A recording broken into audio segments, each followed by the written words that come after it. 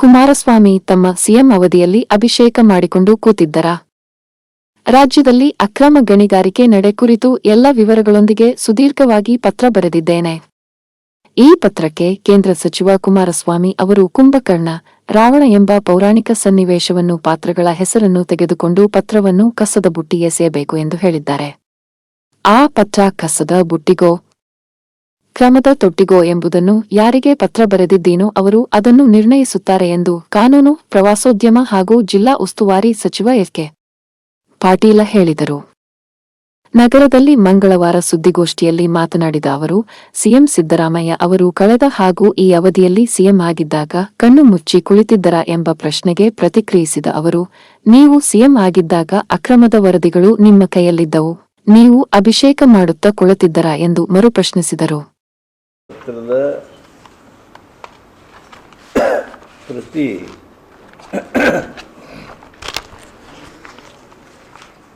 ನಿಮಗೆ ತಲುಪಿತ್ತು.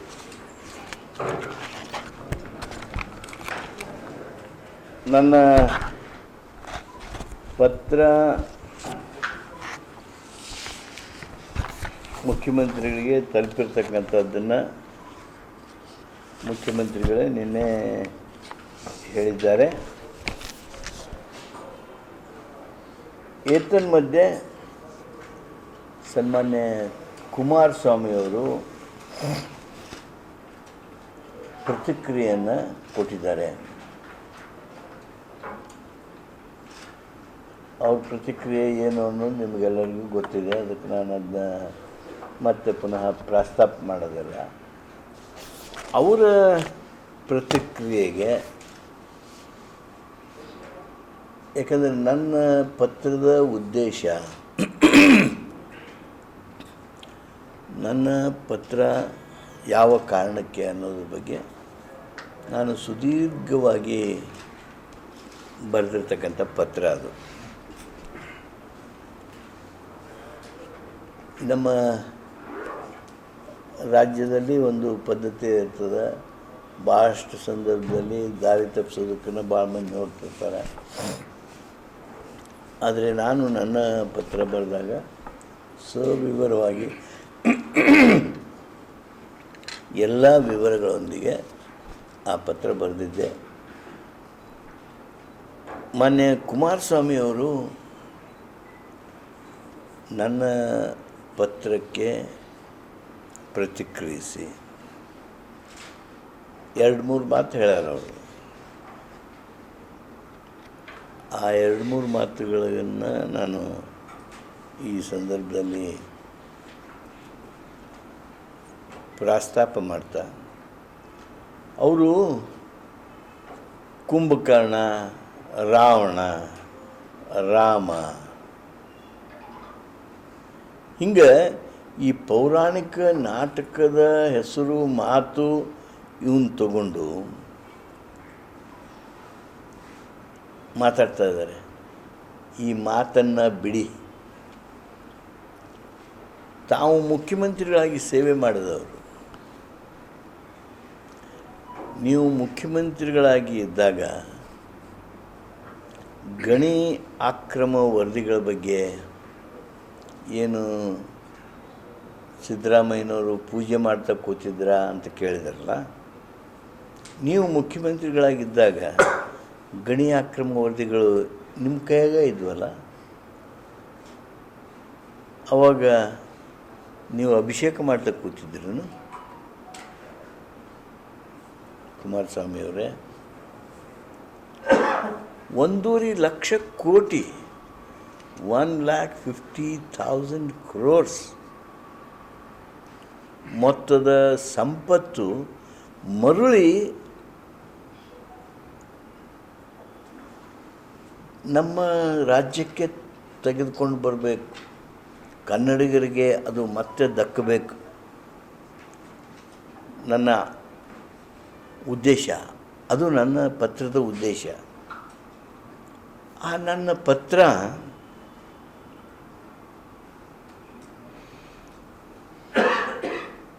ಏನು ಮಾಡ್ಬೇಕಂತಂದ್ರೆ ಅವರು ತಾವು ಕೇಳಿದ್ರಿ, ಕಸದ ಬುಟ್ಟಿಗೆ ಎಸಿಬೇಕು ಅಂತ ಹೇಳ್ಯಾರ.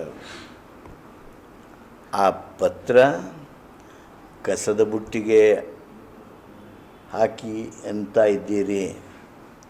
ಕಸದ ಬುಟ್ಟಿಗೋ ಕ್ರಮದ ತೊಟ್ಟಿಗೋ, ಕಸದ ಬುಟ್ಟಿಗೋ ಕ್ರಮದ ತೊಟ್ಟಿಗೋ ನಾನು ಯಾರಿಗೆ ಪತ್ರ ಬರೆದಿದ್ದೇನೋ ಅವರು ಅದನ್ನು ನಿರ್ಣಯಿಸ್ತಾರೆ.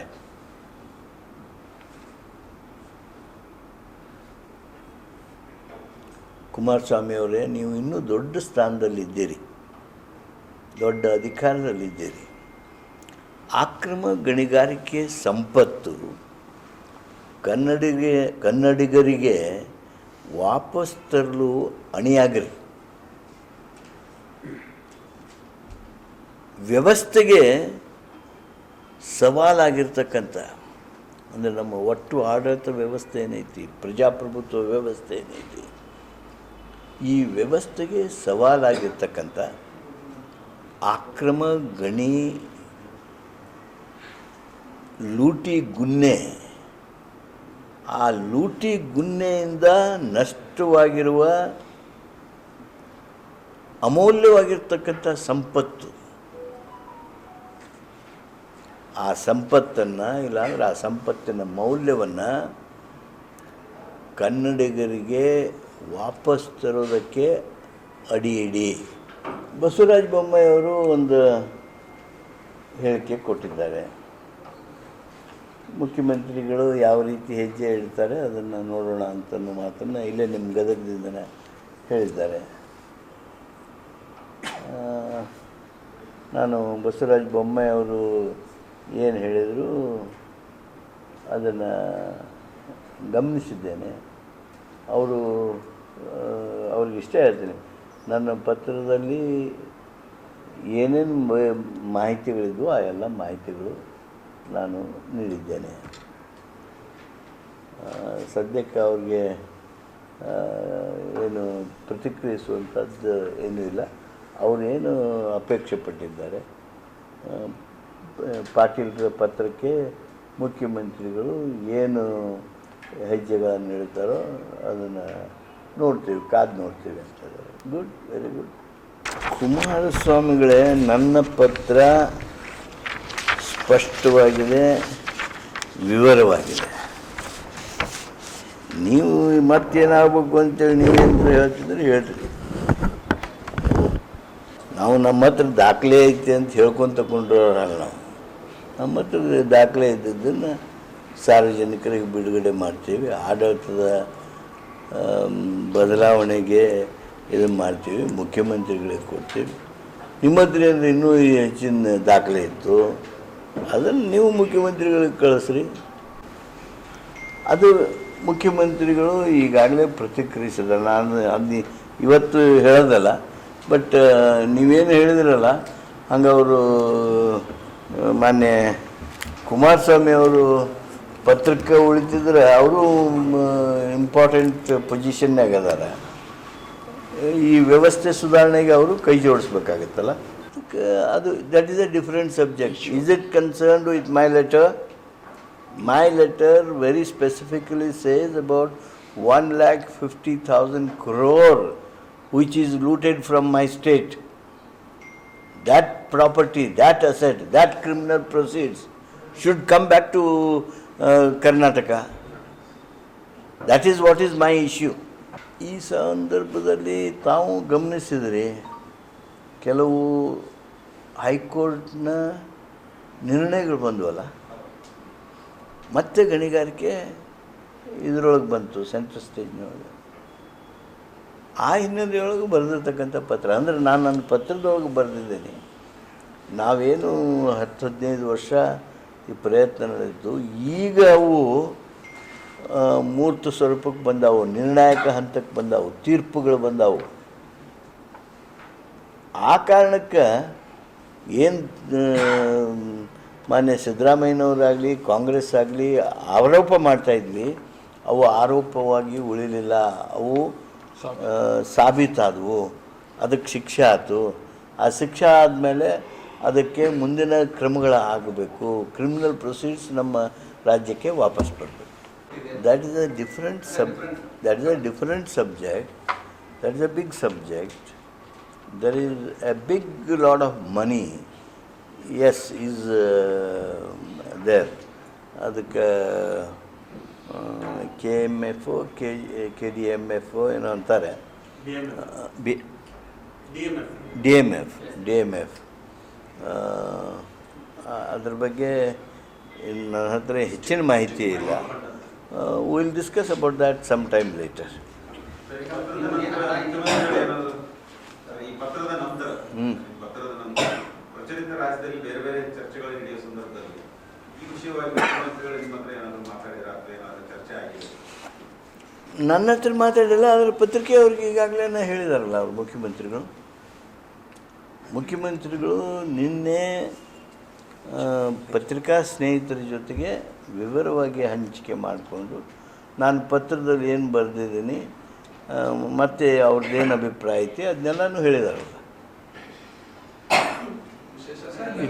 It has appeared in every press. ಅದು ಮತ್ತು ಸಬ್ಜೆಕ್ಟ್ ಬೇರೆ ಆಯಿತು. ಈ ಸಬ್ಜೆಕ್ಟ್ ಕ್ಲೋಸ್ ಮಾಡೋಣ. ಅಲ್ರಿ, ಈ ಸಬ್ಜೆಕ್ಟ್ ಕ್ಲೋಸ್ ಮಾಡೋಣ. ಮತ್ತು